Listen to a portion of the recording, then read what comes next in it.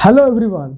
तो आपको पता होगा कि जो पर्सन्स होते हैं वो क्यों इतना डिप्रेशन फील करते हैं, क्यों उनको घबराहट होता है।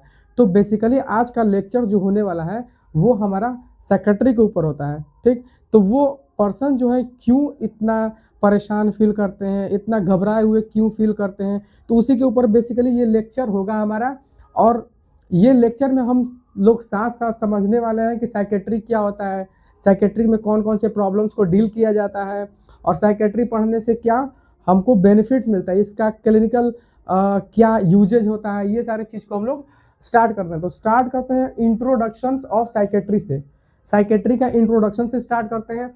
तो इंट्रोडक्शन साइकेट्रिस्ट में सबसे पहले ये वर्ड जो होता है साइकेट्री, ये वर्ड्स का मीनिंग समझते हैं। तो इसका वर्ड्स का मीनिंग ये है कि जो साइकेट्री वर्ड्स है इसका दो टर्म्स में स्प्लिट करते हैं, दो अलग अलग टर्म से मिलकर बना हुआ है। और ये साइकेट्री जो टर्म आया है वो ग्रीक वर्ड से आया है। तो बात करते हैं साइकेट्री का वर्ड साइकी, साकी जिसको बोलते हैं, इसका मतलब होता है माइंड। ठीक, माइंड। और आइट्रस एक ग्रीक वर्ड, आइट्रस का मतलब होता है कि वैसे पर्सन्स या फिर वो डॉक्टर्स जो मेंटली इल पेशेंट को देखते हैं। तो बेसिकली जो माइंड का प्रॉब्लम्स होता है उसी को डील करने के लिए जो डॉक्टर्स होते हैं वो क्या करते हैं, यूज करते हैं साइकेट्री पढ़ने में। तो मेनली इसका डेफिनेशंस का बात किया जाए, एक शॉर्ट डेफिनेशंस का बात किया जाए तो साइकेट्रिक क्या होता है, ये एक ब्रांच होता है। Psychiatric is the branch of medicine that deals with mentally ill person, emotionally ill person और बिहेवियरल इल पर्सन। तो मेनली इस ब्रांच ऑफ मेडिसिन क्यों कहा गया है, ब्रांच ऑफ मेडिसिन कहने का मतलब ये है कि जो साइकेट्री होता है वो मेडिसिन से डील किया जाता है। उसका ट्रीटमेंट के लिए जो मेडिसिन फील्ड को ऑर्गेनाइज किया गया है कि बेसिकली क्या होता है, ये ब्रांच हो जाएगा हमारा मेडिसिन का। तो बहुत सारे ऐसे मेडिसिन आएंगे जो हमारा साइकेट्रिक कंडीशंस को, मेंटली इल पेशेंट्स को ठीक करने का काम करते हैं। इसीलिए ये क्या है, मेडिसिन का ही ब्रांच होता है। नेक्स्ट बात करते हैं मेंटली इलनेस कौन से वाले पेशेंट को बोलते हैं। तो मेंटली इलनेस वो पर्सन को बोल सकते हैं जो इमोशनली अनअवेयर होते हैं, इमोशनली कुछ चीज़ों को एनालिसिस नहीं कर पाते हैं, या फिर उनका थिंकिंग प्रोसेस क्या होता है वो वीक होता है। नेक्स्ट बात करते हैं उनके फीलिंग्स के या फिर उसके बिहेवियर के, तो वो सारा चीज़ अडरप्ट होता है।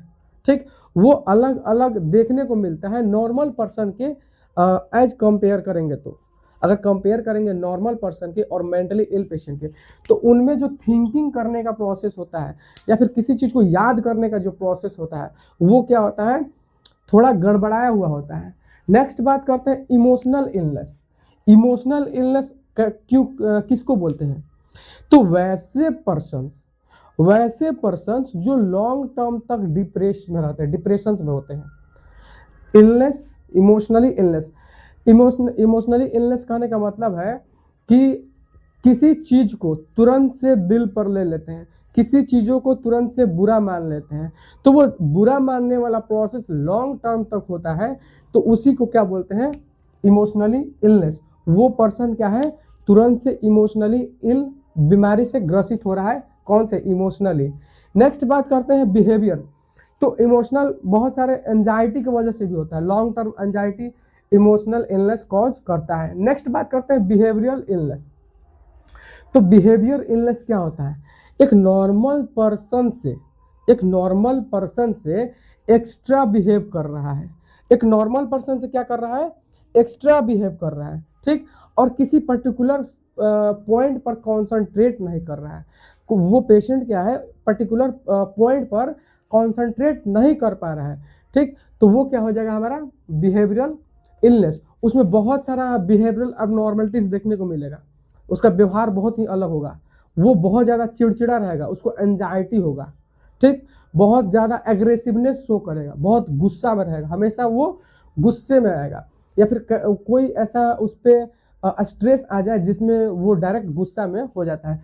तो बेसिकली ये चीज़ों को हम लोग किस में पढ़ते हैं, साइकेट्री में पढ़ते हैं। इस चीज़ को डील करते हैं, इसका डायग्नोस करते हैं, इसका ट्रीटमेंट करते हैं। ठीक, इसका प्रिवेंशन करते हैं, इसका रिहेबिलिटेशन करते हैं। तो ये चीज़ को हम लोग पढ़ते हैं साइकेट्री में। नेक्स्ट बात करते हैं कि जो साइकेट्री होता है, वही बात, ये किसके लिए यूज होता है? मेनली साइकेट्री फोकस करता है किन चीज़ों पर? तो मेंटली इल पेशेंट का डायग्नोसिस करने के लिए, ठीक, उसका ट्रीटमेंट के लिए और उसका प्रिवेंशन के लिए, और वही रिहैबिलिटेशन, मतलब पूरा उसी अवस्था में उस पेशेंट को एक नॉर्मल पर्सन के तरह उसको वापस से लाया जाए, उसको बोलते हैं रिहैबिलिटेशन। नेक्स्ट बात करते हैं कि साइकेट्रिस्ट क्या होता है। ये जो साइकेट्रिस्ट होता है, जैसे स्किन के लिए डर्मेटोलॉजिस्ट होता है, हार्ट के लिए कार्डियोलॉजिस्ट होता है, ब्रेन के लिए न्यूरोलॉजिस्ट होता है, किडनी के लिए नेफ्रोलॉजिस्ट होता है। तो उसी प्रकार से क्या होता है कि जो साइकेट्री जो मेंटली इल पेशेंट को देखते हैं, उनका इलाज करते हैं, ठीक, उनको पुनः उसी अवस्था में लाते हैं, तो उन पर्सन्स को क्या बोलते हैं? साइकेट्रिस्ट बोलते हैं। ये क्या होता है? ये मेडिकल डॉक्टर्स होते हैं जो मेंटली इल पेशेंट को क्या करते हैं? ट्रीट करते हैं। क्या करते हैं? ट्रीटमेंट करते हैं, उनका डायग्नोसिस करते हैं, तो वो बोले जाते हैं साइकेट्रिस्ट। मेन अब आता है हमारा कॉन्सेप्ट्स माइंड और ब्रेन का। तो माइंड और ब्रेन होता क्या है? माइंड और ब्रेन लगभग देखने में दो टर्म सेम जैसा लगता है। बचपन से ही सुनते आ रहे हैं कि तुम्हारा दिमाग खराब है क्या, तुम्हारा माइंड खराब है क्या, तो उन टर्म्स का मतलब क्या होता है? तो बेसिकली क्या बात किया जाए, अगर ब्रेन्स का बात किया जाए तो ब्रेन्स हमारा एक फिजिकल ऑर्गन में आ जाएगा, जैसे हाथ आ गया, पैर आ गया, ठीक। ब्रेन क्या उसी प्रकार से हमारा जाएगा, एक ऑर्गन आता है, ब्रेन हमारा ऑर्गन आता है, उसका मेजर डिविजन्स भी होता है, प्रोजेंसिफ्लॉन, मेसेंसिफ्लॉन, रोम्बेनसिफ्लॉन, उसी को बोलते हैं fore brain, mid brain, hind brain. तो ये एक नॉर्मल एक फिजिकल ऑर्गन्स को बोलते हैं, ठीक, जिसमें कुछ न्यूरॉन्स देखने को मिलेंगे। उसमें क्या होता है कि कुछ न्यूरोट्रांसमीटर्स देखने को मिलेंगे, जैसे डोपामिन्स, नोरेपिनेफ्रिन्स, सेरोटोनिन्स। तो ये सारा न्यूरोट्रांसमीटर्स उस ऑर्गन्स में देखने को मिलेगा। नेक्स्ट बात करते हैं कि ये ब्रेन जो होता है माइंड से किस प्रकार अलग है, ठीक। दो टर्म सेम से सेम देखने को लगता है, लेकिन ब्रेन का जो फिजियोलॉजी होता है, जो हमारा ब्रेन का फंक्शन होता है, उसको बोलते हैं हम लोग माइंड। कहने का मतलब है कि पूरा बॉडी का जैसे हाथ है, पैर है, तो ये क्या कर रहा है? फंक्शन कर रहा है। कौन सा फंक्शन? तो मोटर फंक्शन, चलने का, कूदने का, दौड़ने का, रनिंग करने का। तो यही बेसिक डिफरेंस हो जाता है कि ब्रेन हम लोग बोलते हैं एक फिजिकल ऑर्गन्स को बोल देंगे, ठीक, जिसमें न्यूरॉन्स, न्यूरो ट्रांसमीटर्स, ये सारा कुछ आता है। और नेक्स्ट इसका बात करते हैं जो ब्रेन का फंक्शंस होता है। जैसे ब्रेन का फंक्शंस क्या होगा? सोचने का, समझने का, पुरानी चीज़ों को याद करने का, ठीक, इमोशन शो करने का, इमोशनल मूड अलग अलग मूड को रिकॉग्नाइज करने का, ठीक, किसी प्रॉब्लम से सफ़र कर रहे हैं तो उसका एक्सप्रेशन शो करने का। तो बेसिकली ये सारा कुछ क्या हो जाता है? फंक्शन हो जाता है किसका? ब्रेन का। और ब्रेन का फंक्शंस को ही बोल देते हैं हम लोग माइंड, ठीक। नेक्स्ट बात करते हैं साइकेट्री में क्या होता है कि मेनली क्या होता है, ये दोनों चीज का कॉम्बिनेशन होता है, ब्रेन और माइंड का कॉम्बिनेशन होता है, ठीक। तो ये दोनों का जब लिंक होता है तो उस लिंक को क्या बोलते हैं? Bio psycho social model. अब समझेंगे ये बायो साइको सोशल मॉडल क्या होता है, ठीक। तो बायो साइको सोशल टर्म्स आपको पता चल रहा है। बायो मतलब बायोलॉजिकल, साइको मतलब साइकोलॉजिकल, और सोशल मतलब सोशल। तो मेनली क्या होता है कि बायो साइको सोशल टर्म का मतलब होता है complete approach to understand the health illness. ये तीन टर्म्स यूज करते हैं जिसमें पता करते हैं कि क्या प्रॉब्लम है किसी पेशेंट में, क्या उसमें हेल्थ इलनेस से रिलेटेड प्रॉब्लम्स है। तो ये बेसिकली ये प्रॉब्लम्स को फाइंड आउट करने के लिए ये मॉडल्स है बायो साइको सोशल। नेक्स्ट बात करते हैं बायो साइको सोशल्स में क्या होता है कि ये मेनली क्या करता है, ये हमको बताता है कि ये तीन बेसिस पे किसी पर्सन को जज करना है, बायोलॉजिकल बेसिस पे, ठीक, साइकोलॉजिकल बेसिस पे और सोशल बेसिस पे। ये तीन बेसिक प्लेटफॉर्म हो जाता है जिससे हम किसी व्यक्ति के हेल्थ को एनालिसिस करते हैं कि वो सही है या फिर उसका तबीयत खराब है या नहीं है, या फिर वो फिजिकली सही है या फिर मेंटली क्या होता है, प्रॉब्लम फेस कर रहा है। तो वो तीन ये टर्म्स से हम लोग क्या करते हैं, ये तीन प्लेटफॉर्म या तीन बेसिक रिक्वायरमेंट होता है जिससे हम एनालिसिस करते हैं। तो फर्स्ट फैक्टर्स में क्या आ जाएगा कि बायोलॉजिकल फैक्टर। बायोलॉजिकल फैक्टर मतलब बॉडी। अगर किसी बॉडी में, किसी बॉडी का जो जीन होता है, जीन क्या होता है, जीन वो कैरेक्टरिस्टिक शो करता है जो हमारा generation to generation pass on होते रहता है, जैसे दादाजी से पिताजी, पिताजी से हमारे में, हमारे से हमारे बच्चों में। तो अगर उसमें कुछ एबनॉर्मलिटीज देखने को मिल रहा है, जीन में ही कुछ डिफॉर्मिटीज है, ठीक, तो जिसके वजह से क्या हो रहा है कि पेशेंट इलनेस शो कर रहा है, कोई पर्सन क्या शो कर रहा है, इलनेस शो कर रहा है। नेक्स्ट बात करते हैं कि बॉडी में कोई इन्फेक्शन है तो उससे भी इलनेस शो करेगा, डिजीज है या फिर हार्मोन का डिसअब्रॉप्ट हो रहा है, मतलब अल्टरेशन हो रहा है हार्मोन्स का। तो हार्मोन्स के अल्टरेशन से भी बहुत सारा फिजियोलॉजिकल चेंजेस देखने को मिलता है, जिससे बहुत सारे फंक्शंस क्या होते हैं, फास्ट हो जाते हैं, बहुत सारे फंक्शन स्लो होते हैं, बुखार आने लगता है, सर्दी हो जाता है। तो बहुत सारे हार्मोन्स पर भी डिपेंड करता है हमारे फिजियोलॉजी, ठीक। तो ये हो जाएगा हमारा बायोलॉजिकल फैक्टर जो हमारा शो करता है कि तुम हेल्थी हो कि नहीं हो। नेक्स्ट बात करते हैं साइकोलॉजिकल। साइकोलॉजिकल मतलब माइंड, ठीक। तो साइकोलॉजिकली हम ये एनालिसिस करते हैं कि पर्सन का थॉट कैसा है, पर्सन का थॉट कैसा है, उसके सिचुएशन से उसका थॉट मैच कर रहा है कि नहीं। अगर मान लीजिए किसी को हम लोग साइकोलॉजिकली एनालिसिस करने लगे तो समझते हैं एक पेशेंट है या फिर एक पर्सन है, ठीक, वो पर्सनली आकर आपको बोल रहा है कि आप क्यों इतने देर तक हंस रहे हैं, तो ये सिचुएशन से मैच नहीं कर रहा है, ठीक। तो आप तो हंस नहीं रहे थे, मैं हंस नहीं रहा था, लेकिन वो आकर क्या बोल रहा है कि आप इतने देर से क्यों हंस रहे हैं, तो उसका थॉट जो है वो सिचुएशन से मैच नहीं कर रहा है। तो उसको इसी के थ्रू हम लोग क्या करते हैं, साइकोलॉजिकली इल है कि नहीं है उसको एनालिसिस करते हैं। नेक्स्ट बात करते हैं इमोशंस। उसका इमोशंस कैसा है, चेंजेस हो रहा है, उसका मूड अल्टर कर रहा है, कभी वो डिप्रेशन में जा रहा है, कभी एंजाइटी शो कर रहा है, कभी ओवर हाइपर एक्टिविटी शो कर रहा है, ठीक। तो ये इमोशन से भी पता चलता है कि उसका हेल्थ, जो साइकोलॉजिकल हेल्थ कैसा है। फिर बात करते हैं स्ट्रेस, ठीक, वो स्ट्रेस के कॉप अप कर पा रहा है कि नहीं। मान लीजिए बेसिकली क्या होता है कि नॉर्मल जो स्ट्रेस आता है हमारे लाइफ में उससे हम लोग कॉप अप कर लेते हैं। ये मेंटली हेल्दी पेशेंट का, मेंटली हेल्दी पर्सन का ये एक साइन है, ठीक। तो वो पर्सन क्या होगा जो मेंटली इल होगा, साइकोलॉजिकली क्या होगा, इल होगा, तो वो स्ट्रेस को कॉप अप नहीं कर पाएगा, ठीक। उसमें लॉन्ग टर्म तक एंजाइटी शो कर देखने को मिलेगा, ठीक। एंजाइटी को क्या कर रहा है, कॉप अप कर पा रहा है कि नहीं, उसमें जो बिहेवियर चेंजेज आ रहा था उसको सही कर पा रहा है कि नहीं। तो ये सारा कुछ फैक्टर्स बन जाता है जिससे हम एनालिसिस कर पाते हैं कि साइकोलॉजिकल स्टेट क्या है, उसका माइंड का क्या स्टेट होता है, ठीक। नेक्स्ट बात करते हैं इन्वायरमेंटल फैक्टर। इन्वायरमेंटल फैक्टर में फर्स्ट हमारा आ जाएगा फैमिली।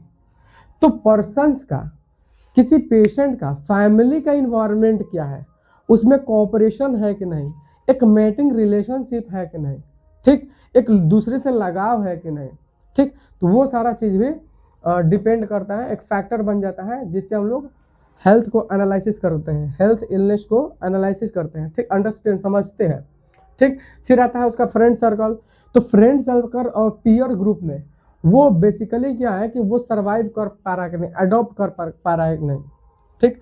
तो बेसिकली होता है बहुत सारे मेंटली इल पेशेंट जो होते हैं वो उस इन्वायरमेंट में नहीं रह पाते हैं, वो खुद को आइसोलेट कर लेते हैं, नहीं चाहते हैं किसी से बात करना, ज़्यादा फ्रेंड सर्कल्स नहीं बनाना चाहते हैं। तो वो कुछ प्रॉब्लम्स फेस करते हैं जिसके बेसिस पर हम लोग उसको क्या करते हैं, हेल्दी है कि नहीं है उसको एनालिसिस करते हैं, ठीक। तो फिर आता है हमारा cultural basis, educational, financial status, ये सारे कुछ फैक्टर्स हो जाएंगे, इन्वायरमेंटल फैक्टर्स जो हेल्थ को एनालिसिस करने में हेल्प करता है, ठीक। नेक्स्ट बात करते हैं मेंटली इल होने का। मेंटली इल होने का क्या उसका फैक्टर्स है, क्या मेंटली इलनेस होने का क्या क्या कारण होता है, ईटियोलॉजी। तो ईटियोलॉजी का मतलब होता है कि the study about the causes of any disease. मान लीजिए कोई आपको बीमारी हुआ है तो वो क्यों हुआ है उसको स्टडी करते हैं, तो हमको क्या होता है, उस फील्ड को बोलते हैं ईटियोलॉजी, ठीक। तो मेंटली इल होने का सबसे बड़ा कारण क्या होता है, ये बायोलॉजिकल फैक्टर होता है, ठीक। बायोलॉजिकल फैक्टर मतलब आपको पहले ही बता दिया है, बायोलॉजिकल फैक्टर में हमारा बॉडी के अंदर में, जैसे बॉडी के अंदर में कुछ न्यूरोट्रांसमीटर्स होते हैं, न्यूरोट्रांसमीटर्स के अल्ट्रेशन से हमारा मूड शो होता है, मूड क्या होता है, अफेक्ट होता है, मूड क्या होता है, अफेक्ट होता है। अगर डोपामिन्स का लेवल अगर ज़्यादा हो रहा है, अगर बॉडी में डोपामिन्स का लेवल ज़्यादा हो रहा है तो वो सिजोफ्रेनिया वाला केस दिखाई देता है। सिजोफ्रेनिया का मतलब क्या होता है, अगर बॉडी में डोपामिन्स का लेवल ज़्यादा होगा तो उसमें सिजोफ्रेनिया वाला कंडीशन देखने को मिलेगा। इसमें बहुत सारे मेजर्स मेंटली सिम्टम्स दिखते हैं। सिजोफ्रेनिया क्या है, एक बहुत बड़ा क्या होता है, मेंटली इल पेशेंट का एक वो होता है, क्या होता है, सिजोफ्रेनिया होता है एक मेंटल डिसऑर्डर है, ठीक। और ये बहुत मेजर डिसऑर्डर है क्योंकि इसके अंदर में बहुत सारे कलेक्शन ऑफ सिम्टम्स देखने को मिलता है, जैसे डिल्यूजन हो गया, हेलुसिनेशंस हो गया, एल्यूजन हो गया, ठीक। तो ये सारा थॉट डिस्टर्बेंस हो जाता है, ठीक। तो ये सारा चीज़ सिजोफ्रेनिया में देखने को मिलता है। और ये क्यों होता है, क्योंकि अल्ट्रेशन होता है और डोपामिन का लेवल बॉडी में बढ़ा हुआ देखने को मिलता है, ठीक। और परसिस्टेंटली अगर डोपामिन का लेवल बढ़ा हुआ देखने को मिलेगा तो में भी चांस हो सकता है कि वो पेशेंट क्या होगा, मेंटली इल होगा।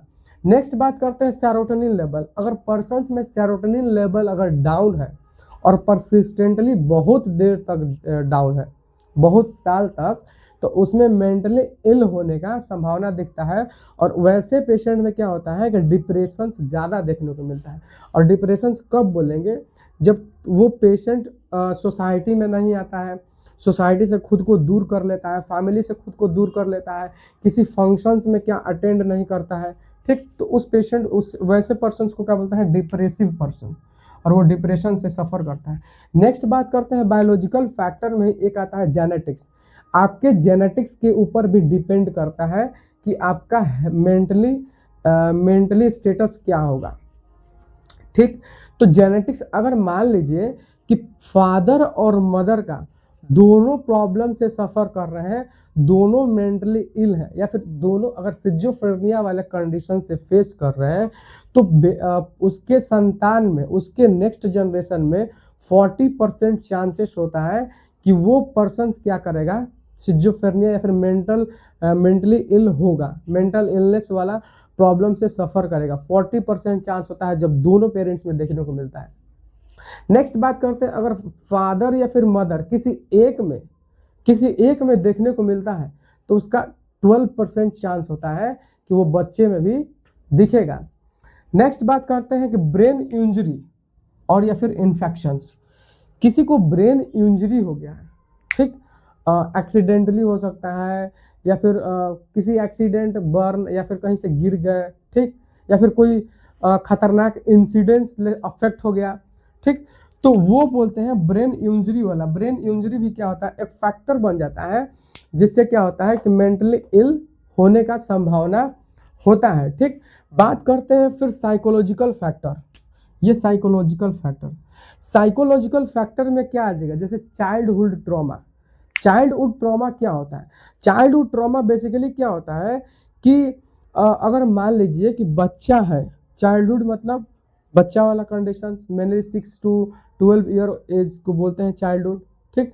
तो मेनली क्या होता है, अगर उस एज में आपका किसी बच्चे का मम्मी पापा का डेथ हो जाता है तो वो क्या होता है कि वो एक ट्रॉमा से सफ़र करना लगता है, उसको एक प्रॉब्लम्स क्रिएट हो जाता है जो उसके फादर और मदर के तन्हाई का क्या होता है कि मेंटली अफेक्ट पड़ जाता है, दूरी का क्या होता है, मेंटली अफेक्ट पड़ जाता है, जिससे क्या होता है मेंटल इलनेस वाला प्रॉब्लम हो सकता है उस बच्चे को। नेक्स्ट बात करते हैं कि अगर मान लीजिए उस बच्चे के साथ कुछ प्रॉब्लम्स किया गया हो, जैसे चाइल्ड अब्यूज जिसको बोलते हैं, तो चाइल्ड अब्यूज में बेसिकली क्या हो सकता है कि फिजिकल अब्यूज में बच्चे को क्या किया जाता है कि उसमें देखा जाता है कि पर्सन क्या करते हैं, मारते हैं, धमकाते हैं, ठीक, लात मार देते हैं। तो वो सारे सिचुएशंस को मेंटली इल कराने के लिए एक फैक्टर बन जाता है। फिर सेक्सुअल अब्यूज आता है, इमोशनल अब्यूज आता है। तो ये सारे कुछ फैक्टर्स बन जाएंगे जिससे बच्चा क्या होगा, मेंटली इल होगा, ठीक। नेक्स्ट बात करते हैं स्ट्रेसफुल सिचुएशन, साइकोलॉजिकल फैक्टर में आ जाएगा कोई स्ट्रेसफुल सिचुएशन। स्ट्रेसफुल सिचुएशन में अगर मान लीजिए किसी पर्सन्स को लॉन्ग टर्म क्या हुआ है, स्ट्रेस हुआ है, लॉन्ग टर्म स्ट्रेस हुआ है, और उसी लॉन्ग टर्म स्ट्रेस के कारण क्या हो जाता है कि वो एंजाइटी और डिप्रेशन से सफ़र करने लगता है। ठीक, एंजाइटी और डिप्रेशन से सफ़र करने लगता है, और वो एंजाइटी और डिप्रेशन क्या कराता है, मेंटली इल करा देता है, उस पेशेंट को मेंटली इल करा देता है। तो इसीलिए एक कारण इसका साइकोलॉजिकल फैक्टर ये भी हो जाएगा कि जो पर्सन्स क्या करते हैं, स्ट्रेसफुल इवेंट से सफ़र करते हैं, तो उनको भी मेंटली इल होने का संभावना हो जाएगा।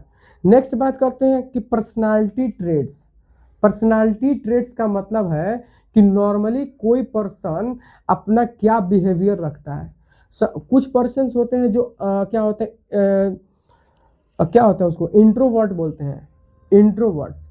तो मेनली जो इंट्रोवर्ट्स पर्सन होते हैं वो सोसाइटी से दूर रहते हैं, खुद को आइसोलेट कर लेते हैं, और जो उनका इमोशंस होता है वो किसी से शेयर नहीं करते हैं, नहीं बताते हैं। तो अगर लॉन्ग टर्म तक अगर उस तरह का सिचुएशंस किसी पेशेंट में देखा जाए, किसी पर्सन में देखा जाए, तो वो मेंटली इल करने का एक फैक्टर बन जाता है। ठीक, ज़्यादा खुद को आइसोलेट करना या फिर खुद का इमोशंस खुद सेफ करके रखना अच्छी बात है, लेकिन कुछ ऐसे इमोशंस होते हैं जो शेयर करने से क्या होता है, दिमाग पर जोर नहीं पड़ता है। ठीक, तो वो अगर नहीं शेयर किया जाए तो क्या होता है, मेंटली इल होने का एक कॉजेज हो जाता है। नेक्स्ट बात करते हैं, अगर मान लीजिए कि कोई पर्सन है, उसका जो नेचर होता है तो उसका नेचर ऑप्टिमिस्टिक है। ऑप्टिमिस्टिक वैसे पर्सन्स को बोलते हैं जो हमेशा क्या होता है, पॉजिटिव सोचता है, हमेशा क्या सोचता है, पॉजिटिव सोचता है। तो इस पे एक एग्जांपल से समझते हैं कि सपोज कीजिए कि किसी पर्सन्स को एकदम शांत खड़ा है, उसको कोई पर्सन आया और एक झापड़ लगा दिया, एक झापड़ लगा दिया, और एक झापड़ लगाने के बाद वो पर्सन चला गया। तो अगर वो पर्सन ऑप्टिमिस्टिक होगा, पॉजिटिव, ज़्यादा पॉजिटिव सोचता होगा, तो वो ये सोचेगा कि वो जो पर्सन मेरे को मार के गया है उसको उसके कर्म का सजा मिलेगा। ठीक, और जैसे ही इतना देर तक ये बात सोच ही रहा था, फिर से आया, फिर एक झापड़ दे दिया। तो ये कुछ ज़्यादा ही पॉजिटिव सोचने का बीमारी, वो भी मेंटली इलनेस में आ जाता है। तो हद से ज़्यादा पॉजिटिव नहीं सोचना है, जो नेगेटिव है उसको भी पॉजिटिव वे में नहीं रखना है। ठीक, तो ये हो जाएगा एक फैक्टर हमारा साइकोलॉजिकल इलनेस का। नेक्स्ट बात करते हैं एक्सट्रोवर्ट। एक्सट्रोवर्ट ऐसे पर्सनालिटी को बोलते हैं जो सोसाइटी से बहुत ज़्यादा लगाव रखता है, बहुत ज़्यादा इंजॉय करता है सोसाइटी को। तो ओवर इंजॉय अगर सोसाइटी में कोई पर्सन कर रहा है तो वो भी क्या है, एक मेंटली इलनेस का एक फैक्टर बन जाता है। जितना जरूरी है उतना ही तो करेंगे। अगर मान लीजिए सोसाइटी में कुछ फंक्शन हो रहा है, जितना हमको इन्वॉल्व होना चाहिए उतना ही तो इन्वॉल्व होंगे, उसके फैमिली के अंदर थोड़े इन्वॉल्व हो जाएंगे। तो वैसे पेशेंट, वो पर्सन्स भी एक मेंटली इल पेशेंट के अंदर में आ जाएगा। नेक्स्ट बात करते हैं हम कॉन्फिडेंट। वैसे पर्सन जो ओवर कॉन्फिडेंट में रहते हैं, मेनली क्या है कि कॉन्फिडेंट जो होना चाहिए वो सेल्फ कॉन्फिडेंट होना चाहिए, लेकिन एक्स्ट्रा कॉन्फिडेंट नहीं होना चाहिए। क्यों? क्योंकि एक्स्ट्रा कॉन्फिडेंस क्या करता है, हमारा डाउनफॉल करा देता है। ठीक, तो अगर मान लीजिए किसी सिचुएशंस में गए हैं, वहाँ पर कोई प्रॉब्लम्स में फंसा हुआ है, तो हम ओवर कॉन्फिडेंट है कि उस सिचुएशन से उस पर्सन को हम बचा सकते हैं, और यही हमारा ओवर कॉन्फिडेंस उस पर्सन को मार देता है। तो ओवर कॉन्फिडेंट वाला भी क्या होता है, एक मेंटली इल वाले कंडीशन में आता है, जो हमारा साइकोलॉजिकली इल कराता है। नेक्स्ट बात करते हैं हम सेंसिटिव। ऐसे कुछ पर्सन्स होते हैं जो बहुत ज़्यादा सेंसिटिव होते हैं। कोई एक एग्जांपल लेते हैं, सपोज कीजिए, ठीक, सपोज कीजिए आपके फैमिली मेंबर वाले हैं, ठीक, आप ऐसा कुछ काम नहीं किए हैं जिसकी वजह से आपको डांट पड़ी। सपोज कीजिए कि आप पापा के पॉकेट से 100 रुपीज़ नहीं निकाले हैं, 100 रुपीज़ नहीं लिए हैं, वो लिया था आपका छोटा भाई, ठीक, लेकिन उसको डांट नहीं पड़ा आपको डांट पड़ा, तो आप उस पापा के बात को, पिताजी के बात को क्या ले लिए, बहुत ज़्यादा सेंसिटिव बना लिए, और आपको इमोशनली क्या हुआ, अफेक्ट हुआ, और लॉन्ग टर्म तक इसी बात को हम सोच रहे हैं कि पापा को हमको नहीं बोलना चाहिए था। ठीक, तो ये लॉन्ग टर्म तक सोचने वाला बात क्या करा सकता है, हमारा मेंटली इल करा सकता है, जो कि हमारा साइकोलॉजिकल फैक्टर में आएगा। नेक्स्ट बात करते हैं अग्रेसिवनेस। बहुत सारे ऐसे पर्सन होते हैं, वो क्या सोचते हैं कि जो सच है वो हम ही है, जो हम कर रहे हैं वो सही है। ठीक, अगर उनका आप विरोध करेंगे, उनके अगेंस्ट में कुछ एक्शंस लेंगे, तो वो बहुत जल्दी अग्रेसिव हो जाएंगे, क्योंकि उनको पता होता है कि हम सही कर रहे हैं। ये उनका ओवर कॉन्फिडेंस भी हो सकता है और ये एग्रेसिवनेस वाले कंडीशन में भी आ सकता है।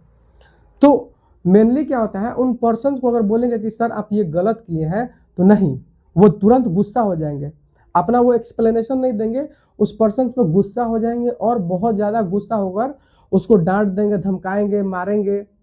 तो ये भी एक साइकोलॉजिकल फैक्टर बन जाता है और उस पर्सन को क्या होता है, मेंटली इल होने का एक संभावना बन जाता है। नेक्स्ट बात करते हैं सोशल फैक्टर। सोशल फैक्टर किस प्रकार से हमको इलनेस कॉज करा सकता है, मेंटली इलनेस। तो बेसिकली क्या होता है कि सोशल फैक्टर में जैसे हमारा आ गया, सोसाइटी में कुछ पर्सन्स होते हैं जो बहुत ही गरीबी से परेशान रहते हैं, गरीब रहते हैं, तो उनको ये पता नहीं होता है कि आज तो खा लिए, कल क्या खाएंगे, कल का राशन कहाँ से आएगा, चावल कहाँ से आएगा। ठीक, तो इतने गरीब होते हैं कि क्या होता है कि वो गरीबी की वजह से क्या होता है, उनको मानसिक बीमारी से सफ़र करना पड़ता है। तो ये सोशल फैक्टर में ये पॉवर्टी क्या होता है, एक फैक्टर बन जाता है। फाइनेंशियल स्ट्रेस के लिए की वजह से वो क्या करते हैं, मेंटली इल हो जाते हैं। नेक्स्ट बात करते हैं, कुछ ऐसे युवा पीढ़ी में होता है, मेजरली क्या होता है, युवा पीढ़ी में देखने को मिलता है कि किसी बहुत सारे ऐसे युवा पीढ़ी होते हैं जिसको नौकरी नहीं मिलता है। तो जो अनएम्प्लॉयमेंट वाला केस है, ये भी क्या करा देगा, हमको मेंटली इल होने का एक संभावना देता है। ठीक, तो ये सोशल फैक्टर में आता है। फिर बात करते हैं हम सोशल फैक्टर में सब्सटेंस अब्यूज पर। सब्सटेंस अब्यूज क्या होता है, मेनली क्या होता है, पर्सन सोसाइटी में बहुत अल्कोहल कंज्यूम करते हैं, बहुत ज़्यादा ड्रिंक करते हैं। ठीक, तो ड्रिंक करने से क्या होता है, उसके फैमिली में बहुत ज़्यादा डिप्रेशंस देखने को मिलता है, कॉपरेशंस देखने को नहीं मिलता है, और ये भी एक फैक्टर बन जाता है कि उस फैमिली के उस मेंबर्स को क्या होगा, मेंटली इल होने का संभावना होता है। ठीक, नेक्स्ट अब हम लोग बात करते हैं साइकेट्रिक एक डिजीज होता है उसके क्लासिफिकेशंस के बारे में, कि जो साइकेट्री में इतने सारे जो डिजीज आ रहे हैं, जैसे कि आपका सिजोफ्रेनिया आ गया, कुछ एंजाइटी रिलेटेड डिसऑर्डर्स आ गया, कुछ ऐसे फोबिया वाला कंडीशन वाला आ गया, कुछ ऐसा आ गया जिसमें साइकोटिक सिम्टम्स दिखना स्टार्ट होता है, कुछ मूड से रिलेटेड मूड वाला कुछ प्रॉब्लम्स आता है, जैसे हमारा आ जाएगा डिप्रेशंस वाला आ जाएगा, फिर से आ जाएगा उसमें कुछ आ जाता है जैसे बाइपोलर, जिसमें मूड का फ्लक्चुएशन होता है। Sometimes the patient will cry and after sometimes the patient will laugh. ठीक, तो वो सारा चीज़ हम लोग डिस्कस करेंगे। उससे हम लोग पहले बात करते हैं क्लासिफिकेशंस, मेंटल डिसऑर्डर का क्लासिफिकेशन। तो मेंटल डिसऑर्डर का क्लासिफिकेशन हम लोग बहुत सारे अलग अलग क्राइटेरिया के बेसिस पे करते हैं, एग्जाम्पल में मानते हैं। फर्स्ट वाला आ जाएगा जैसे ICD-11।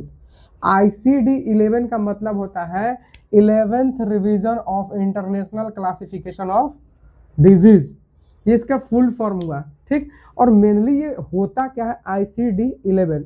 ICD-11 मेनली क्या होता है, ये एक बुक होता है। ठीक, या फिर इसको लिस्ट बोल सकते हैं। ठीक, जो WHO द्वारा बनाया गया है। ठीक, वर्ल्ड हेल्थ ऑर्गेनाइजेशन द्वारा ये बुक बनाया गया है, ये लिस्ट बनाया गया है, जिसमें अलग अलग डिसऑर्डर का अलग अलग कोड दिया गया है। ठीक, जैसे मान लीजिए सिजोफ्रेनिया का अलग एक कोड दिया गया है, एंजाइटी वाले डिसऑर्डर का अलग एक कोड दिया गया है, डिल्यूजन वाला में अलग कोड दिया गया है। तो अलग अलग कोड दिया गया है अलग अलग डिसऑर्डर्स का, मेंटल डिसऑर्डर का। ठीक, तो मेनली क्या होता है, इट गिव्स कोड या फिर नंबर टू ऑल डिजीज। जितने भी डिजीज होते हैं क्या होता है, उसका एक अलग अलग कोड दिया जाता है। ठीक, नेक्स्ट बात करते हैं कि ये मेनली क्या होता है कि doctors use it to identify and record the disease. ठीक, तो ये मेनली क्या होता है, इस कोड के थ्रू पेशेंट जो डॉक्टर्स होते हैं वो आइडेंटिफाई करते हैं। ठीक, आइडेंटिफाई करते हैं कि मान लीजिए कि कहीं लिखना हो डिजीज का नाम, तो वो डिजीज का नाम डॉक्टर्स नहीं लिखते हैं, वो क्या लिखते हैं, उस कोड का नाम लिखते हैं, उस डिजीज का कोड के बारे में लिख देते हैं, डायरेक्टली कोड को समझते हैं वो।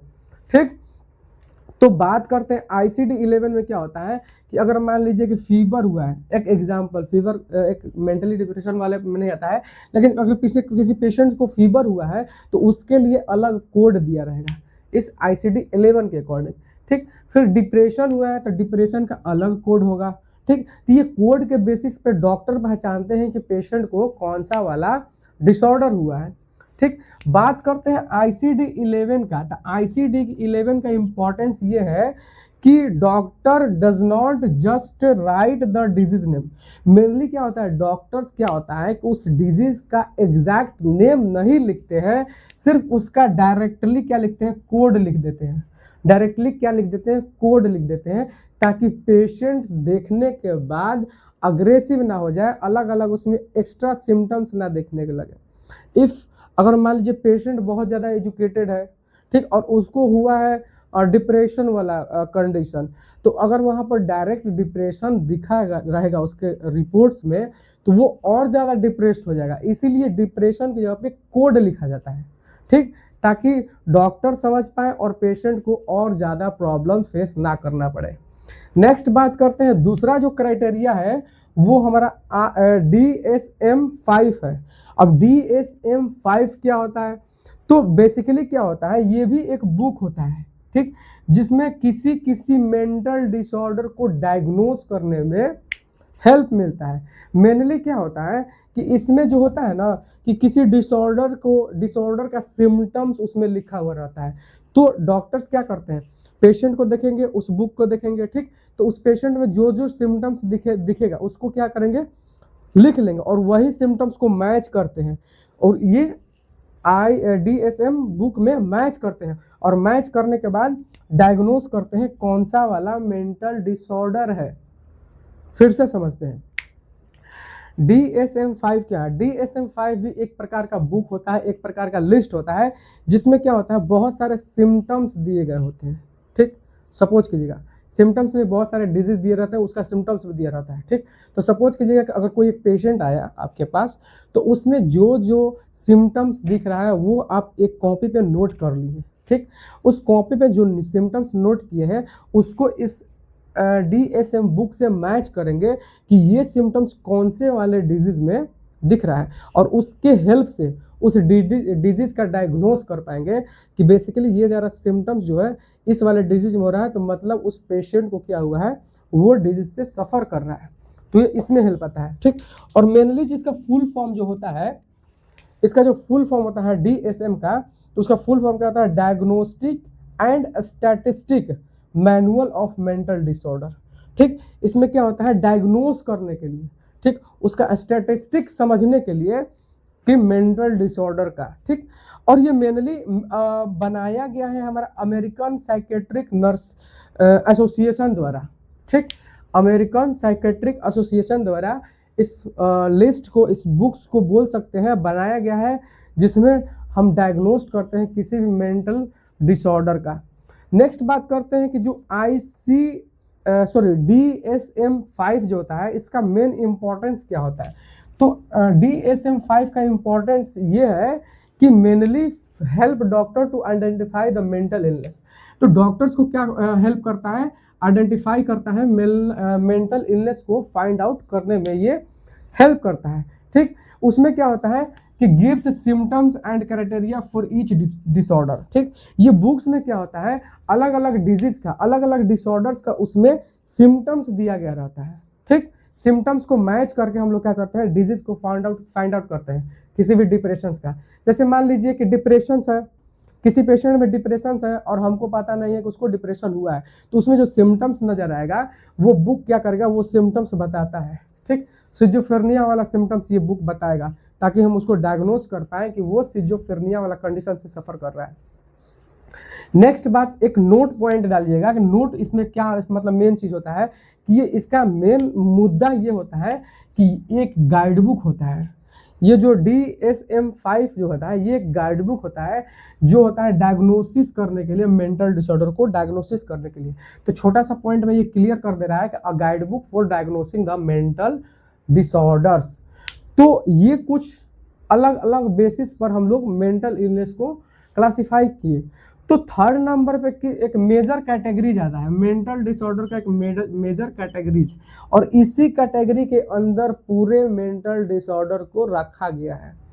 फर्स्ट में जो बात करते हैं मूड डिसऑर्डर्स। मूड मतलब, मूड क्या होता है? मूड एक इंटरनल फिनोमिना होता है जो पेशेंट या फिर किसी पर्सन के अंदर चलता होता है, ठीक, तो वो होता है मूड, और उसी मूड को डिस्टर्बेंस हो रहा है तो उसी को बोलते हैं मूड डिसऑर्डर। मूड में कुछ प्रॉब्लम्स आ रहा है तो उसको बोलते हैं मूड डिसऑर्डर्स।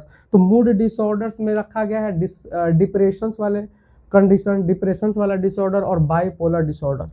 तो बात करते हैं डिप्रेशंस क्या होता है, शॉर्ट में थोड़ा सा देख लेते हैं, इसका लॉन्ग वीडियो में भी अच्छे से देखेंगे, एकदम डिटेल में देखेंगे, डोंट वरी, ठीक। तो डिप्रेशन क्या होता है? जब पेशेंट खुद को अकेला महसूस करने लगता है, उसमें बहुत सारे चीज़ों को करने की जिज्ञासा खत्म हो जाती है, ठीक। वो खुद को क्या ऐसा फील करता है कि मेरा इस धरती पर कोई अस्तित्व नहीं है, मेरा कोई काम नहीं है, मैं पेरेंट्स पर एक बोझ की तरह रह रहा हूँ। तो ये सारा डिप्रेशन होता है, ये डिप्रेशन का सिम्टम्स हो जाएगा, ठीक। फिर बात करते हैं बाइपोलर डिसऑर्डर। बाइपोलर डिसऑर्डर में पेशेंट्स को आप देखिएगा, एग्जामिन कीजिएगा तो उसमें सिम्टम्स क्या देखने को मिलेगा? The person sometimes will laugh and sometimes after sometimes he will cry, ठीक। कभी वो हंसेगा तो कभी रोना स्टार्ट करेगा, तो उसमें मूड का फ्लक्चुएशन होते रहता है। कभी साइकोटिस वाला सिम्टम्स दिखाएगा, कभी न्यूरोसिस वाला सिम्टम्स दिखाएगा, ठीक। तो साइकोसिस, न्यूरोसिस, ये सारा हम डिटेल्स में पढ़ेंगे, ठीक। नेक्स्ट आता है साइकोटिक डिसऑर्डर। सेकंड क्या है? Psychotic disorder. तो साइकोटिक डिसऑर्डर में सबसे मेजर डिसऑर्डर को हम लोग बात करते हैं तो उसको रखा गया है सिजोफ्रेनिया वाले कंडीशन को। और सिजोफ्रेनिया एक छोटा मोटा डिसऑर्डर नहीं होता है, ये छोटा मोटा मेंटल डिसऑर्डर नहीं होता है, इसमें बहुत सारे सिम्टम्स देखने को मिलता है, और इसको एनालिसिस करना, इसको समझना, इसको डायग्नोस करना एकदम इम्पॉसिबल जैसा लगता है। ये इजीली डायग्नोस नहीं किया जा सकता है। इसको मैनुअली डायग्नोस करने के लिए एक प्रॉपर साइकेट्रिस्ट होना बहुत ज़रूरी होता है कि इसको समझे, फिर इसको लास्ट में इसको डायग्नोस करें कि ये सिजोफ्रेनिया वाला कंडीशन है। इसमें बेसिकली बहुत सारे डिसऑर्डर होते हैं, जैसे डिल्यूजन, इल्यूजन, हाइपर एक्टिविटी, ठीक, हेलुसिनेशंस, ठीक, ये सारा कुछ, डिलीरियम, डिमेंशिया, ये सारा कंडीशन सिजोफ्रेनिया वाला का सिम्टम्स होता है, ठीक। तो फिर नेक्स्ट आता है हमारा एंजाइटी डिसऑर्डर, ठीक। एंजाइटी डिसऑर्डर, एंजाइटी डिसऑर्डर में क्या होता है? पेशेंट एकदम एंशियस होता है, एकदम घबराया हुआ होता है किसी पर्टिकुलर पॉइंट को लेकर, ठीक। फिर उसमें बहुत सारा डर देखने को मिलता है, फोबिया। कभी कभी पेशेंट क्या होता है, भीड़ से देखने को डर जाता है, हाइट से डरना स्टार्ट करता है, जिसको एक्रोफोबिया बोलते हैं, या फिर भीड़ से एग्रोफोबिया बोलते हैं, अगारोफोबिया, ठीक। तो उस तरह से क्या होता है, डरता है, उसमें बहुत एंजाइटी शो देखने को मिलता है, ठीक। फिर पैनिक डिसऑर्डर। पैनिक डिसऑर्डर मतलब उसको कोई वेलकम करने के लिए भी आ रहा है तो उसको लगेगा कि वो मेरे को मारने आ रहा है, या फिर वो प्लान बनाकर आ रहे हैं मेरे को मारने के लिए, ठीक। ये पैनिक डिसऑर्डर, पेशेंट क्या होता है, पैनिक हो जाता है, भागना स्टार्ट हो जाता है, ठीक। तो इस प्रकार का कुछ सिम्टम्स दिखता है लास्ट में। पैनिक डिसऑर्डर है, ये है, एंटी सोशल बिहेवियर इसमें करने लगता है। तो the remaining disorder will also discuss in details in remains lecture. आने वाले लेक्चर में ये चीज़ को हम लोग एकदम डिटेल्स में देखेंगे, ठीक। तो ये हमारा कुछ हो गया मेंटल डिसऑर्डर्स का क्लासिफिकेशंस। ये सारे डिसऑर्डर को अच्छे से हम लोग देखेंगे, डिटेल्स में देखेंगे।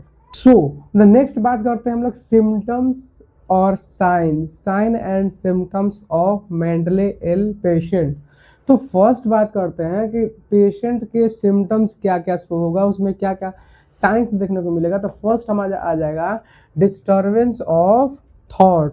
तो थॉट डिस्टर्बेंस देखने को मिलता है, पेशेंट क्या बोल रहा है, उस सिचुएशन से मैच कर रहा है कि नहीं, पेशेंट का क्या मेंटालिटी है, उसमें जो कंटेंट है, थॉट कंटेंट, उसे सोचने का, उसमें सोच क्या रहा है वो पेशेंट, एक्चुअली में क्या सोच रहा है।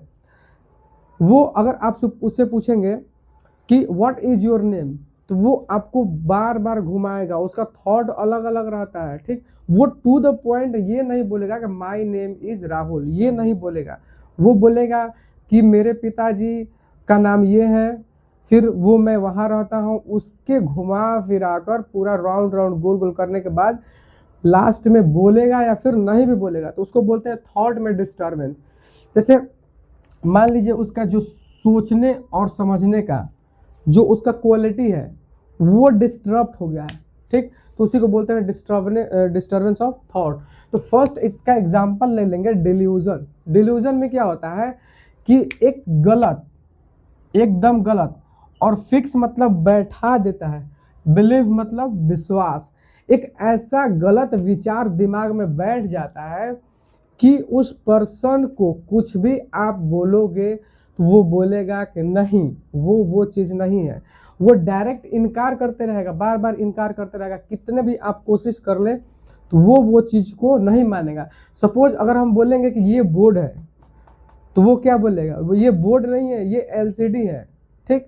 सपोज कीजिएगा कि आप ग्लास में पानी ले जाइएगा, तो बोलिएगा कि ये पानी है, तो वो बोलेगा पानी नहीं, ये केरोसिन है, इसको पीना नहीं चाहिए, ये चीज़ बोलना स्टार्ट करेगा। आप उसको खाना दोगे तो वो खाना वाला थॉट क्या बैठा लेगा कि वो खाना नहीं, वो गोबर है, ठीक, तो उसको गोबर दिखाई देगा, जिसके वजह से उसको बहुत सारा कंडीशंस देखने को मिलेगा। अगर खाना को गोबर समझने लगे तो खाएगा नहीं, और खाएगा नहीं तो क्या होगा, बहुत सारे न्यूट्रिशनल डिफिशियंसी डिजीज देखने को मिलेगा। तो बहुत सारे चीज़ देखने को, जिसका एक टर्म होता है कैकेक्सिया। कैकेक्सिया में क्या होता है कि पेशेंट क्या होता है कि वो खाना को एक अनएडिबल सब्सटेंस समझता है जिसको खाया ना जा सके, तो उसमें पेशेंट क्या करता है, नहीं खाता है, ठीक, नहीं खाता, और नहीं खाने की वजह से क्या होता है, उसका जो बॉडी में बॉडी वेट घटना स्टार्ट हो जाता है, प्रोटीन डेफिशिएंसी होने लगता है, तो ये सारा चीज़ देखने को मिलता है, ठीक। फिर बात आता है थॉट का ब्लॉकिंग। तो ब्लॉकेज ऑफ थॉट देखने को मिलता है, जो विचार है उसका वो ब्लॉक हो जाएगा, वो सोचेगा नहीं कुछ, ठीक। फिर आता है flight of ideas. Flight of ideas कहने का मतलब है कि एकदम लगातार उसके अंदर से कुछ थॉट आते रहेगा। My name is Rahul, I am boy, boy is very beautiful, boy is very handsome, handsome is a hero, hero doing very so much action was done by the Hollywood heroes. ये कुछ flight of ideas उसको आते रहेंगे जिसका reality से कोई match नहीं करेगा, लेकिन बिटवीन द टू सेंटेंस कुछ कनेक्शंस रहेगा। सपोज कीजिएगा I am Rahul, Rahul is a boy, ठीक, तो राहुल क्या है, एक लड़का है, दोनों में कनेक्शंस है, लेकिन उसका वास्तविकता से, रियलिटी से कोई कनेक्शन नहीं है, तो उसको बोलते हैं फ्लाइट ऑफ आइडियाज। नेक्स्ट बात करते हैं परसेप्शन। परसेप्शन मतलब होता है कि किसी भी चीज़ों को वो कैसे एक्सेप्ट कर रहा है। सपोज अगर मान लीजिए कि कोई उसको बोला हेलो अंकित, तो उसको लगेगा कि वो मेरे को गाली दिया, वो गाली ही दिया है। उसको बोलेगा कि नहीं हम तो बोले सिर्फ हेलो, तो बोलेगा हेलो तुमने नहीं बोला, तुम गाली दिए, ठीक। तो वो परसीव करने का टेक्निक कैसा है, वो उसका परसेप्शन। तो उसमें हम लोग बात करते हैं हेलुजिनेशंस का। हेलुजिनेशंस क्या होता है, हेलुजिनेशन मतलब होता है कि फॉल्स परसेप्शन। हेलुजिनेशन बहुत तरीके का होता है। समटाइम्स क्या होता है कि हम बंद पर्सन क्या होता है कि बैठा हुआ होता है और कमरे में किसी चीज़ का आवाज़ आने लगता है, तो वो आवाज़, दो पर्सन बैठे हुए लेकिन किसी जो वैसे पर्सन होता है जिसको परसेप्शन डिस्टर्बेंस होता है, जिसको हेलुजिनेशन वाला प्रॉब्लम होता है, तो सिर्फ उसी को सुनाई देगा, ठीक। और वो सुनाई देगा तो बोलेगा दूसरे वाले पर्सन को, देखो अभी अभी कुछ आवाज़ आई, तो वो पर्सन बोलेगा नहीं मेरे को तो नहीं सुनाई दिया, वो बोलेगा नहीं सुनाई दिया, क्या बोलेगा, नहीं तुमको भी सुनाई दिया और तुम झूठ बोल रहे हो कि नहीं सुनाई दिया, ठीक। तो उस आवाज़ के साथ क्या करेगा, वो बात करना भी स्टार्ट कर देता है। और ये सिजोफ्रेनिया वाला कंडीशन में देखने को मिलता है कि पेशेंट क्या करता है, उसको कुछ अजीब सा आवाज़ सुनाई देता है और उस आवाज़ के साथ वो बात करना भी स्टार्ट कर देता है। तो मोस्ट ऑफ द चांसेस क्या होता है कि पेशेंट को झाड़ फूक, देवी के स्थान पर, तो ये वो धर्म के नाम पर बहुत सारा प्रचार किया जाता है, उसको प्रचार करवा दिया जाता है। और यही गलती करते हैं बेसिकली जो पेरेंट्स होते हैं या फिर उसके जो अटेंडर होते हैं, वो मेनली यही गलती करते हैं और उस पेशेंट को क्रॉनिक कंडीशन में पहुंचा देते हैं।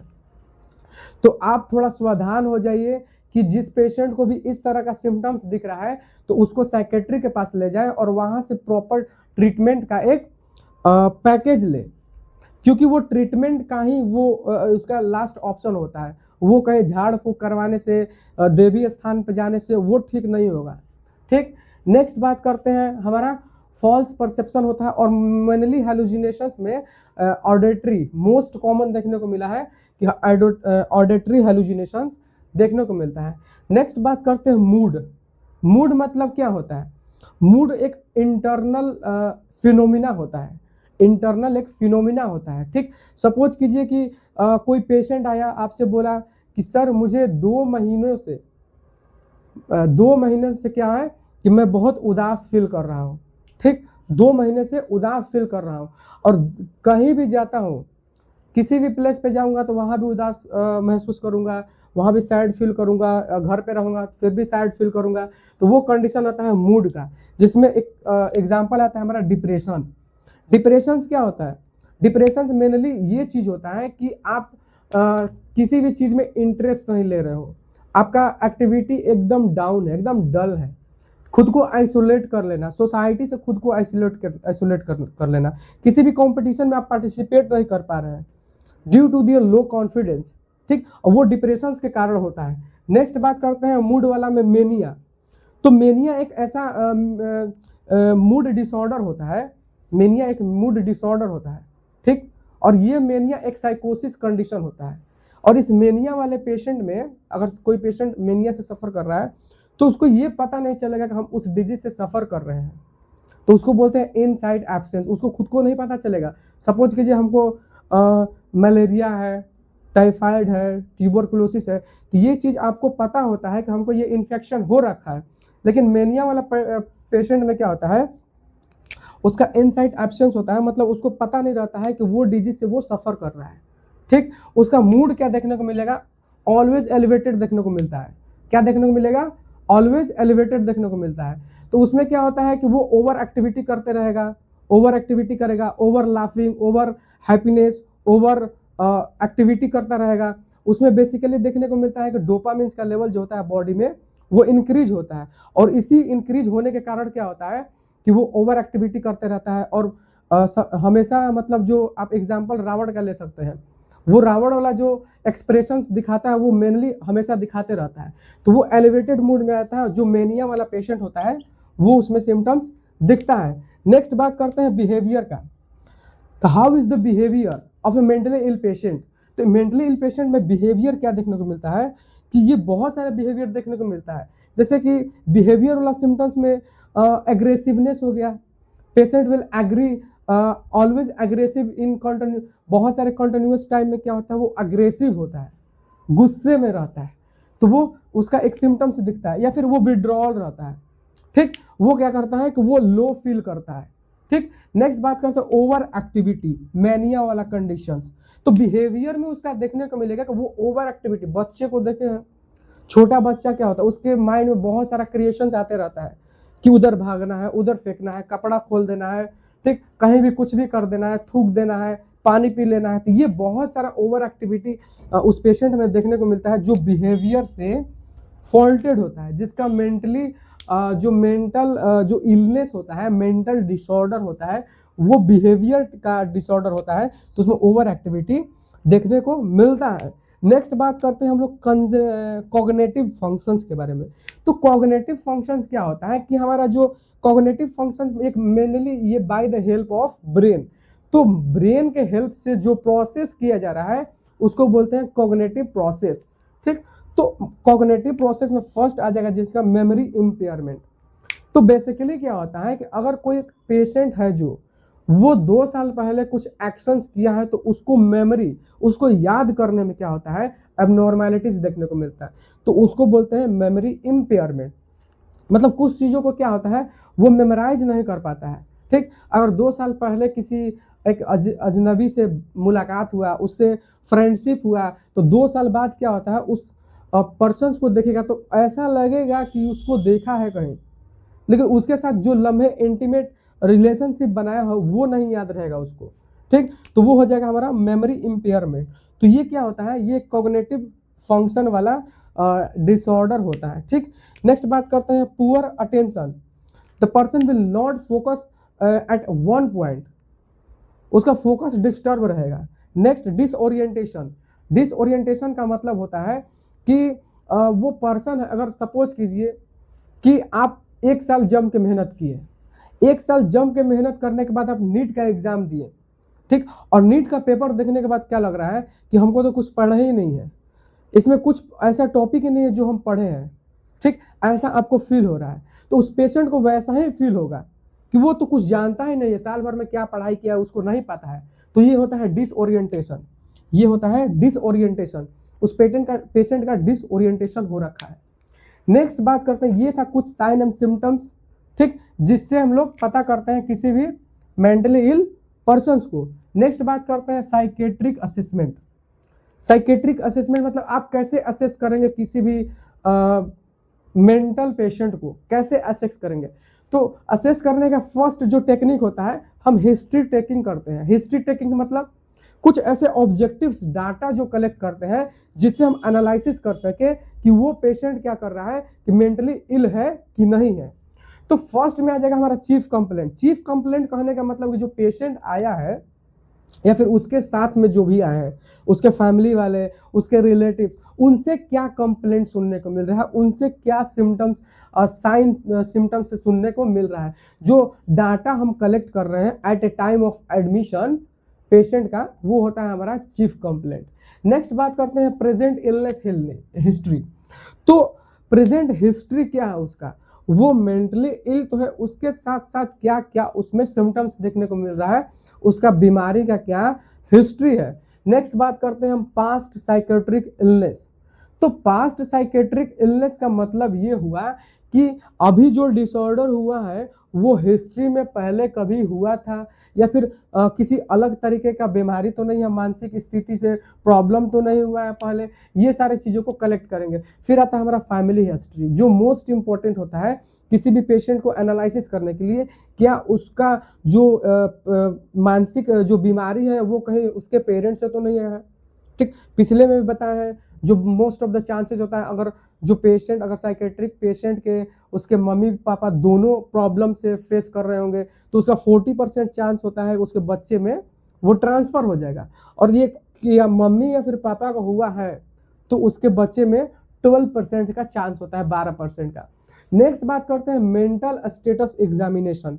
मेंटल स्टेटस एग्जामिनेशन कहने का मतलब है कि जो मेंटली स्टेटस है किसी भी पर्सन का, उसको एग्जामिनेशन करना है, ठीक।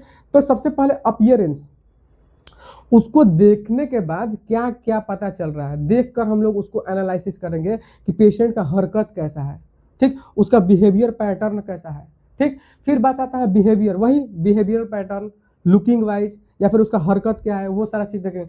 फिर स्पीच देखते हैं, उसका क्या बोलते हैं स्पीच, बोलने का प्रोसेस, तो बोल रहा है वो रियलिटी से मैच कर रहा है कि नहीं, वो जो बोल रहा है वो वास्तविक में रियल है कि नहीं, या फिर कुछ भी ऐसे बोलते जा रहा है, ठीक। तो उसका पैटर्न भी चेक करते हैं कि ये पैटर्न इस तरह का है तो कौन से वाले डिसऑर्डर से ये मैच कर रहा है, ठीक। फिर बात करते हैं मेंटल स्टेटस एग्जामिनेशन में मूड एंड अफेक्ट। तो वेरी इंपॉर्टेंट यही होता है फर्स्ट हमारा असेसमेंट, मूड एंड अफेक्ट। तो मूड और अफेक्ट में बहुत डिफरेंस होता है, दोनों वर्ड सेम टू सेम लगता है लेकिन वर्ड में डिफरेंस है।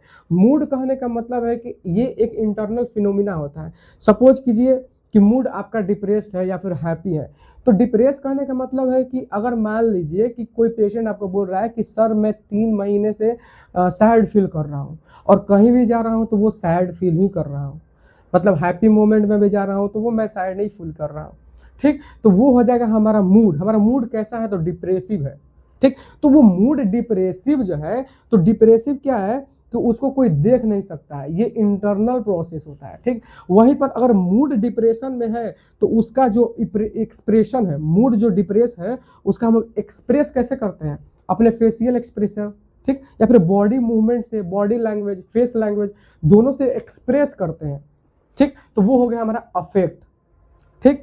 तो एक्सप्रेशन से भी एनालिसिस करेंगे या फिर असेसमेंट करते हैं साइकेट्रिक पेशेंट को, ठीक। ये कुछ टर्म्स दो हैं, बहुत इंपॉर्टेंट है, इसको हाईलाइटेड है, ठीक। फिर बात आता है थॉट का। थॉट कैसा है पेशेंट का, क्या वो सोच रहा है, क्या वो बोल रहा है, ठीक। उसका थॉट में इम्पेयरमेंट तो नहीं है, ठीक। थॉट डिसऑर्गेनाइजेशन तो नहीं है, ठीक।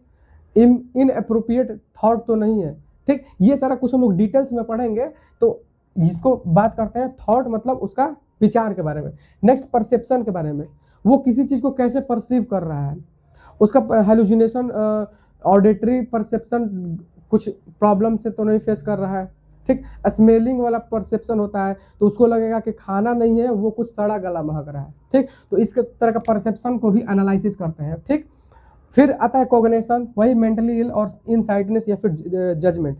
इनसाइट मतलब होता है कि पेशेंट को पता है कि नहीं कि वो उस डिजीज से फेस कर रहा है। नेक्स्ट जजमेंट का बात करते हैं, तो जजमेंट का मतलब होता है कि किसी भी डिसीजन को लेने में उसका क्या एबिलिटी है, the ability to take a decision, ठीक। ये इसका वो होता है, ठीक। ये सारे चीज को हम लोग मेंटल स्टेटस एग्जामिनेशन में चेक करते हैं और ये बारी बारी से सारे टर्म्स को डिटेल में पढ़ेंगे हम लोग। नेक्स्ट बात करते हैं इन्वेस्टिगेशन, ठीक। ये दो प्रोसेस तो हो गया। Next investigation. इन्वेस्टिगेशन में क्या होता है, क्लिनिकल डायग्नोसिस देखते हैं, मतलब क्लिनिकल वो अपना सिम्टम्स, साइन एंड सिम्टम्स के बेसिस पर डिजीज का डायग्नोसिस करते हैं। Next blood test. Blood test क्यों करेंगे, डोपामिन, सेरोटोनिन, नॉरएपिनेफ्रिन, जितने भी अमाइंस ग्रुप के न्यूरोट्रांसमीटर होते हैं उसको एनालिसिस करते हैं कि इसका लेवल क्या है, ठीक। अगर उस लेवल से बहुत ज़्यादा है तो वो साइकोसिस वाला कंडीशन है, कम है तो क्या है,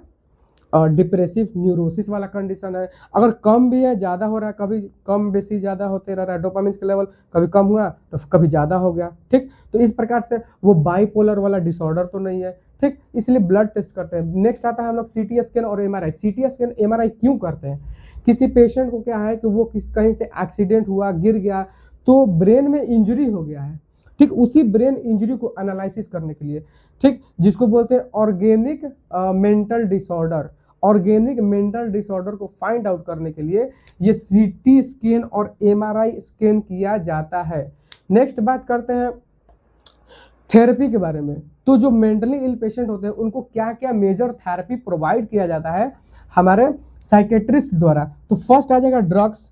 ड्रग्स में कौन कौन सा ड्रग्स आ जाता है, तो जैसे एंटी साइकोटिक ड्रग आ जाएगा, ठीक। एंटी साइकोटिक्स ड्रग आ जाएगा, एंटी डिप्रेसेंट ड्रग आता है, फिर मूड क्या होता है, मूड स्टेबलाइजर्स ड्रग आते हैं, जैसे हमारा lithium carbonate, lithium citrate.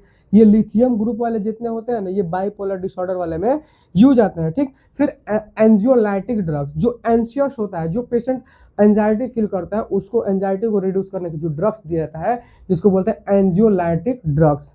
Next बात करते हैं साइकोथेरेपी के बारे में। साइकोथेरेपी में क्या होता है कि साइकोलॉजिकली उसको ट्रीट किया जाता है, ठीक।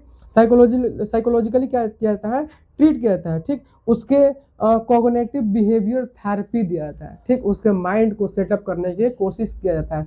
नेक्स्ट बात आता है सोमैटिक थेरेपी में। सोमैटिक थेरेपी में क्या होता है, इलेक्ट्रोकन्वल्सिव थेरेपी, ठीक। एक शॉक दिया जाता है इलेक्ट्रोड्स लगाकर, ठीक। पॉजिटिव नेगेटिव इलेक्ट्रोड्स लगाकर शॉक दिया जाता है टेम्पोरल वाले रीजन में, ताकि वो इलेक्ट्रिकल इम्पल्स को बैलेंस कर सके और न्यूरोट्रांसमीटर्स को बैलेंस कर सके, ठीक। तो ये हो जाएगा सोमैटिक थेरेपी में। नेक्स्ट जो ईसीजी है उसको एक एक्स्ट्रा एडिशनल वीडियो में एकदम डिटेल में कवर करेंगे हम लोग, डोंट वरी। फिर आता है रिहैबिलिटेशन। तो रिहैबिलिटेशन में क्या होता है कि हम उस पेशेंट को सोशल स्किल सिखाएंगे कि सोसाइटी में कैसे बिहेव करना है, कैसे एडजस्ट करना है सोसाइटी के अंदर, ठीक। तो रिलेशन जो इंटरेक्शंस होता है सोसाइटी के एक इंडिविजुअल्स के साथ उसको सिखाते हैं, ठीक। तो ये सारा आ जाएगा रिहैबिलिटेशन में। फिर रिहैबिलिटेशन में ऑक्यूपेशनल थेरेपी देते हैं, ठीक। ये सारा कुछ आ जाता है थेरेपी के अंदर में। फिर बात करते हैं जो साइकेट्रिक नर्स होती हैं उसका मेजर रोल्स क्या होता है साइकेट्रिक पेशेंट्स के अकॉर्डिंग। ये साइकेट्रिक नर्स का क्या रोल होता है, तो साइकेट्रिक नर्स का क्या रोल होता है कि वो थेराप्यूटिक रिलेशनशिप को मेंटेन रखती है। मतलब जो पेशेंट के साथ रिलेशन होगा नर्स का वो थेराप्यूटिक होगा, उसके मेन एम होगा उसका डिजीज जो डिसऑर्डर है उसको सोल्व करना, उसको ठीक करना, इसी के बेसिस पे उसका रिलेशनशिप रहेगा। नेक्स्ट क्या रहेगा कि वो कॉन्टिन्यूसली इफेक्ट को मॉनिटर करते रहेंगे। सपोज किसी मेंटल पेशेंट को क्या है मेडिसिन दिया गया, तो वो मेडिसिन दिया गया है तो उसका इफेक्ट क्या शो हो रहा है उसी को एनालिसिस करती है एक साइकेट्रिक नर्स, ठीक। बहुत सारे मेडिसिन को एडमिनिस्ट्रेशन भी वही कराती है, ठीक। डायरेक्ट डॉक्टर द्वारा नहीं किया जाता है, वो नर्सेस द्वारा किया जाता है, ठीक। और पेशेंट का सेफ्टी का एकदम प्रॉपर सा ध्यान रखती है वो नर्स, साइकेट्रिक नर्स जिसको बोलते हैं। नेक्स्ट आता है जो रिहैबिलिटेशन का बात की है, ठीक, उसमें क्या करती है, असिस्ट करती है, मतलब वापस से उसी स्टेट में, हेल्दी वाला स्टेट में लाने में वो हमको हेल्प करती है। नेक्स्ट कुछ इम्पॉर्टेंट टर्म होता है जो साइकेट्रिक का इम्पॉर्टेंट टर्म के बात करते हैं। नेक्स्ट सबसे पहले इनसाइट, इनसाइट कहीं देखते हैं, एक टर्म आता है इनसाइट। तो इनसाइट का मतलब आपको पता चल गया, इनसाइट का मतलब होता है कि पेशेंट वो बीमारी से सफ़र कर रहा है कि नहीं। तो इनसाइट का मतलब है नहीं, उसको पता नहीं होता है। और साइट मतलब इनसाइट एब्सेंस, मतलब उसको पता नहीं है। और इनसाइट प्रेजेंट, तो मतलब उसको पता है। लेकिन देखिए साइकोसिस वाला कंडीशन जो होता है, आगे हम लोग चलकर पढ़ेंगे कि जो साइकोसिस वाला कंडीशन होता है वो क्या होता है, उसमें इनसाइट एब्सेंस होता है। वही न्यूरोसिस वाला डिप्रेसिव डिसऑर्डर, उसमें क्या होता है, इनसाइट प्रेजेंट होता है, मतलब उसको पता होता है कि बीमारी मुझ में है, लेकिन क्यों है ये पता नहीं होता है। नेक्स्ट बात करते हैं जजमेंट। ये जजमेंट इंपॉर्टेंट टर्म्स है। जजमेंट मतलब डिसीजन मेकिंग एबिलिटी, ठीक। नेक्स्ट आता है डिल्यूजन।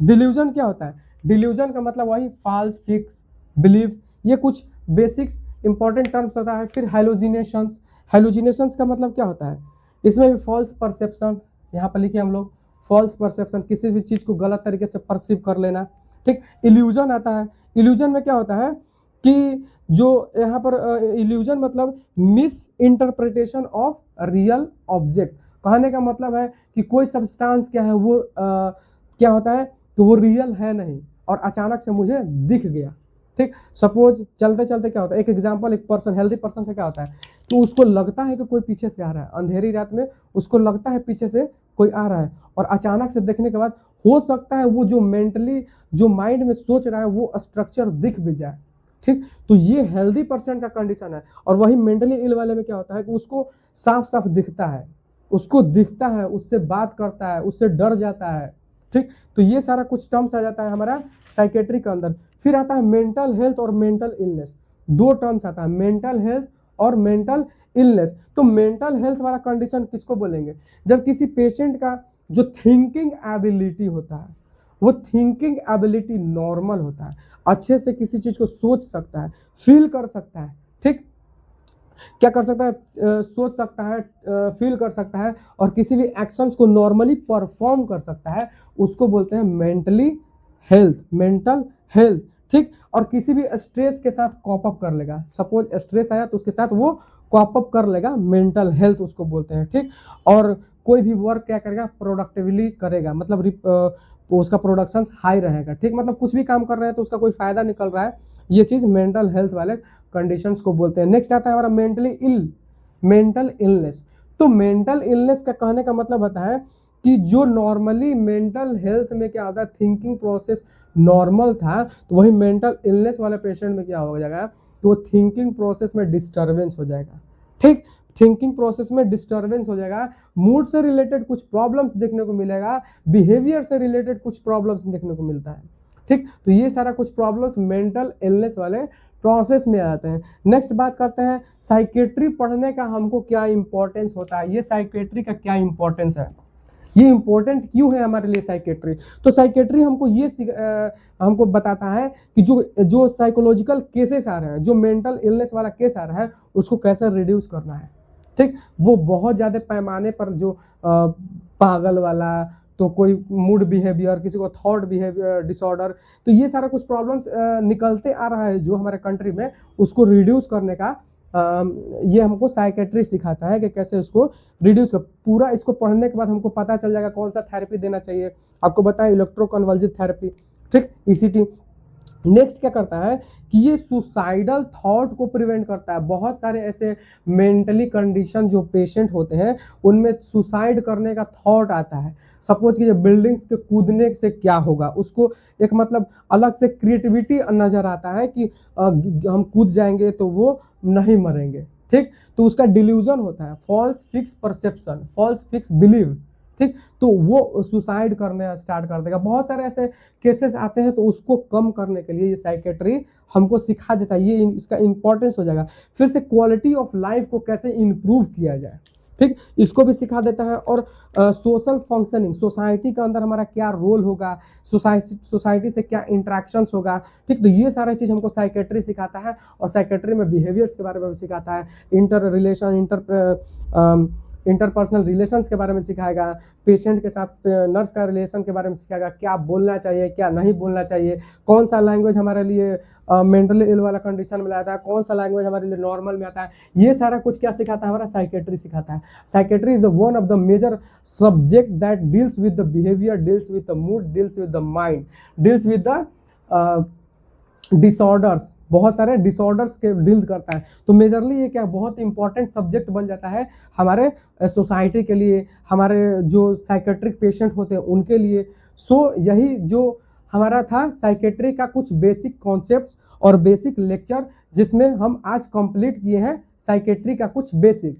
तो मिलते हैं नेक्स्ट वीडियो में, तब तक के लिए लेक्चर को एंजॉय कीजिए और शेयर कीजिए उन भाई और बहनों के पास जो इनका रिक्वायरमेंट रखते हैं साइकेट्रिक के बारे में समझने में उनको प्रॉब्लम होता है। और जितना से जितना ज़्यादा होके शेयर कीजिए, लाइक्स कीजिए, सब्सक्राइब कीजिए और उसको एंजॉय करते रहिए। सो थैंक यू, धन्यवाद।